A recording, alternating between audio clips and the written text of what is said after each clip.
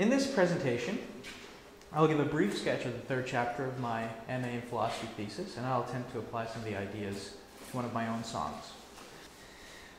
Iris Murdoch's ethical philosophy uses the term attention to indicate a special kind of ethical project. Most ethical philosophy discusses the task of conforming one's will to the requirements of duty. Aristotelian and Kantian ethics, for example, both deal with how to act appropriately. Murdoch, however, claims that the ethical life, that is, being good, begins not with controlling our will, or using our will to control our bodies, but with learning how to look intently and lovingly at others. Goodness is selfless vision of the other, and we attain to this selfless vision by practicing unconditional attention. We hold the other before our mind and contemplate his or her reality as it is in itself, rather than as it appears through our egocentric lens with which we view the world. As we strive to look beyond our egocentric lens, we gradually become more capable of just and loving actions. Just and loving acts are the result of just and loving attention. We cannot act justly and lovingly without first practicing this unconditional attention. For Murdoch, art is instrumental in this process. The work of art presents us with a vision of the world which differs from our own. When the work of art presents us with a vision of the world which differs from our own, it causes us to wonder what the world is truly like. In wondering what the world is truly like, we recognize that there is a real world external to, but somehow related to, our thinking. And we recognize that our conception of the world may be incorrect, since we have before us, in the work of art, a conception of the world which differs from our own. Visual art and literature are two art forms which most clearly possess this ethical effect, or display this ethical effect. And Murdoch discusses literature, more specifically, since she was one of the greatest novelists of the 20th century. She discusses how ethically sound literature presents our common reassuring narratives in porous and disjointed form, and so accelerates our readiness to question and examine our own self-constructed life story, to see whether we have justly or unjustly named our enemies and heroes. The key to the ethical effect of art is that it presents a limited conception of the world, what Murdoch refers to as a limited whole. She borrows that term from Wittgenstein. A limited whole can be anything from, for example, an image or a narrative or a philosophical system or a religious teaching which presents us with the conception of the world. When we encounter it, we are made suddenly aware that our conception of the world is of equal status to the conception we are encountering. That is, both of these are limited wholes. Thus, faced with the work of art, we suddenly conceive of the possibility of stretching the limit of our own conception of the world, such that it will contain more awareness of others. The ontological structure at work in this ethics of attention is unique. Murdoch argues that all thinking, since it draws limited wholes, acknowledges that there is something beyond any given conception of the world. A limit points beyond itself to the unlimited. She explains that the world is inexhaustibly complex and is therefore continually beyond whatever understanding we may possess. Every time we think about the world, every time we draw up a conception of what our state of affairs is like, we recognize that the world is more complex than what we have said. Thus, in our thinking about the world, we tacitly acknowledge that there is a world external to our thinking, and that the truth of this world, what the world is truly like, transcends our thinking. In this way, Murdoch argues that all thinking is tacitly realist. That is to say, thinking, even if it claims that there is no such thing as the external world, is making a statement about what the world is like. Namely, the world is such that there is no such thing as the external world. And such a statement in itself acknowledges that there is a mind-independent reality, or at least it assumes a mind-independent reality, something about which thought is. I can phrase it that way. So she concludes that thus all thinking assumes that there is a mind-independent world about which and towards which thinking thinks. Murdoch has a special interest in Arthur Schopenhauer, the great 19th century philosopher of pessimism. because his ontology also involves attention. Schopenhauer's magnum opus, entitled The World as Will and Representation, analyzes the world as a two-part structure. Everything we know and experience is part of the world of representation.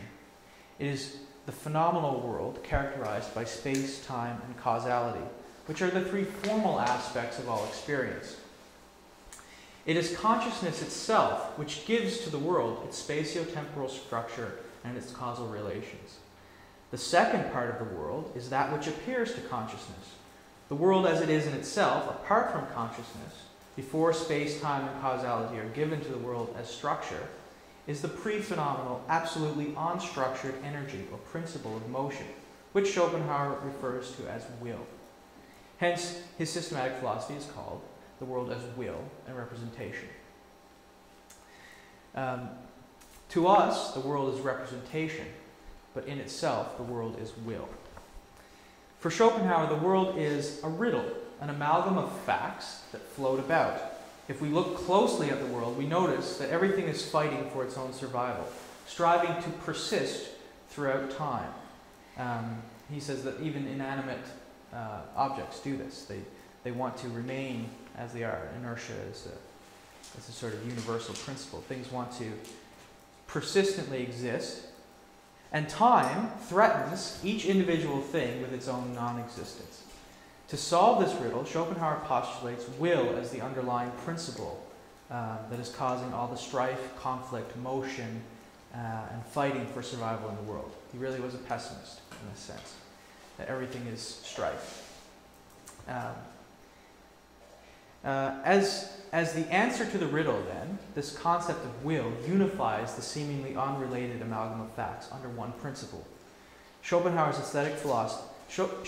in his aesthetic philosophy, claims that the artist takes up an individual phenomenon and attends to it with such intensity that she sees through the phenomenal husk and glimpses the pre-phenomenal energy coursing behind it. The artist glimpses will, utter freedom, and brings it forth in the work of art.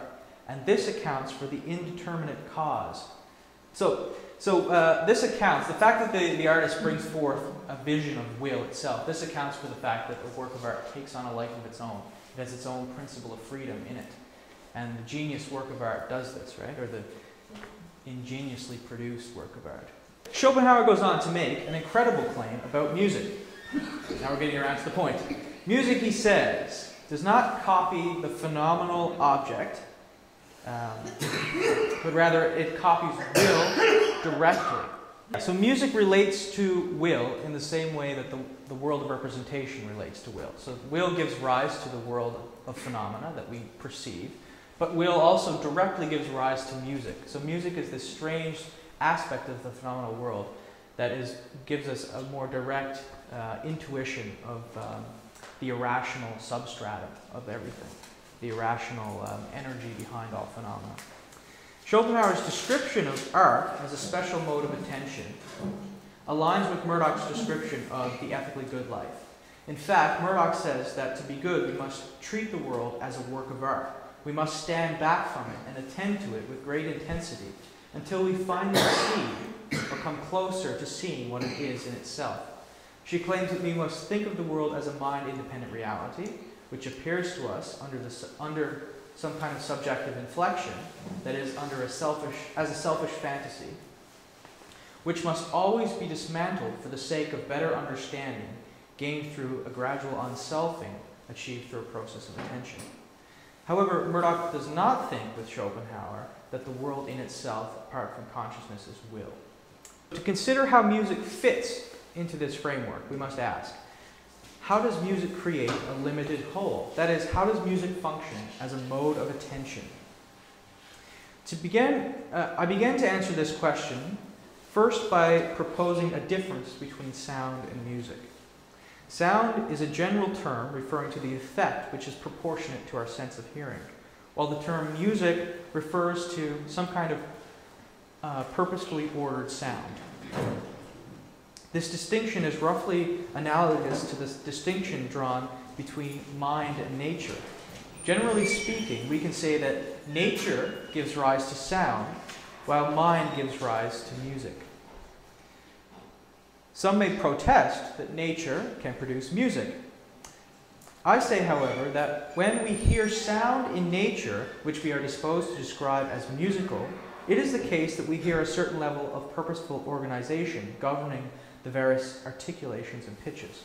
For example, birdsong sounds more musical than the roar of a waterfall because the elements are organized to serve some biological purpose, such as warning predators or establishing social relations. I would not want to say that birdsong is for this reason music, only that its sounds are considered musical because the sound is considered musical because it is purposefully ordered. The highest example of purposely ordered sound, which we know, is speech, and next to that is music. So music is a kind of language which possesses far less nuanced control of articulation and pitch than we see in speech. Compared to speech, music is a less articulate language. So our question is, how does music then communicate a conception of the world? How does music give us a limited whole? Lewis Rowell, in his article, The Idea of Music in India and the Ancient West, provides an example of how music is an idea of the world, or music gives us an idea of what the world is like. He says, music, whatever else it may be considered at any one time or place, is, more than anything else, an idea, surely one of the most profound, ancient, complex, sensitive products of the human mind. This idea is, in a sense, a cultural achievement. It is what we make it. The only reason we seem at times to agree on music as a certain phenomenon or collection of phenomena is because we share so many cultural assumptions. End quote. He goes on to explain how music in the East and the West differ in specific ways which can be directly related to the differing ontological visions operative in these two cultures. For example, in the medieval West, when Western music theory was began to be codified, the prevailing ontology in the academy was that of ancient Greece. Pythagorean doctrine, preserved through Plato and Aristotle and many others, asserted that the cosmos was a vast relationship of opposites fitting together in a whole which, paradoxically, preserves the individuality of things while forming a homogeneous, continuous reality. The Pythagoreans prized the rational, that is, the mathematical comprehensibility of the cosmos, and described all differences through ratios. And a ratio is a single term which is composed of two different terms. So they captured this sort of paradox of difference and unity together with the ratio. So ratios are a mathematical model of harmony, of fitting together, and they thus pertain to, they can describe the entirety of everything to the Pythagorean. Music in the West, therefore, became characterized by the same prizing and privileging of ratios and rationally ordered harmonic structure. In conclusion, we have seen that for Murdoch, art initiates the good life by giving us a conception of the world which draws us out of ourselves and into increasingly mutual relationships with others. And we have seen that for this to be possible, there must be a world external to our thinking. And in fact, inasmuch as thought is intrinsically about something, is intrinsically realist. That is, thought sets itself apart from the world, its object, and so assumes a mind-independent real. Ethical goodness begins by checking the self, dismantling the selfish fantasy in order better to see and treat others. Schopenhauer asserts, without, in my opinion, a good evidence or an argument, that music imitates the ontological substratum of the world. Rowell, however, using evidence and good argument, claims that music theory manifests the ontological vision of a given culture. It is interesting that when music is decidedly not programmatic, when it does not evoke extra musical phenomena, it is still meaningful. That is, it still exerts an effect upon consciousness. Exactly why exactly why this is so is a subject of much debate, and it's slightly beyond the scope of this presentation. What we can say, learning from Lewis Rowell, is that on the level of music theory, it is clear that music manifests ontological principles. We say this because, for a given culture, the aesthetic parameters which govern the organization of pitches, articulations, and harmonic relations in its music are clearly analogous to the rules which operate in that culture's ontology. Music is thus a sound image of an ontological structure. Like the other arts, it draws our attention outward, but it does not give us a vision of the phenomenal world. Instead, it gives us a sensuous encounter with ontological principles. It remains to ask what the ethical effect of such an art could be. Maybe I'll just demonstrate a little bit of how some of the ways that hierarchy is constructed in Western music.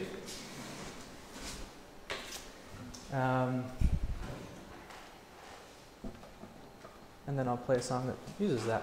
So I have a chord progression, and without getting too much into detail, in a particular key in the guitar, so let's say we're in the key of G major, we can construct chords that use those notes. And in Western music, you have a whole range of, or you have a whole system of subordination. Basically, the tonic chord in the key, which would be G major in the key of G major, would be a more would have a more home feeling to it. So all the chords in the key can move either away from the tonic or towards the tonic. And in any given key, you have what's called the dominant chord, which in the key of G is the chord D. And D has a certain tendency to move back towards the tonic. And of course, all of most Western music, unless it's decidedly against these principles, uses this ability in our harmony, in Western harmony, to set up this tension between the tonic chord and the dominant chord. And this would be, in Raoul's words, an example of how we are modeling through music theory the ontological principle of binary opposition, which is a Greek ontological principle. I'm going to play a song that uses some of these, uses a very strong dominant chord, a D7 chord, and it's going to go back to this G chord here as a tonic.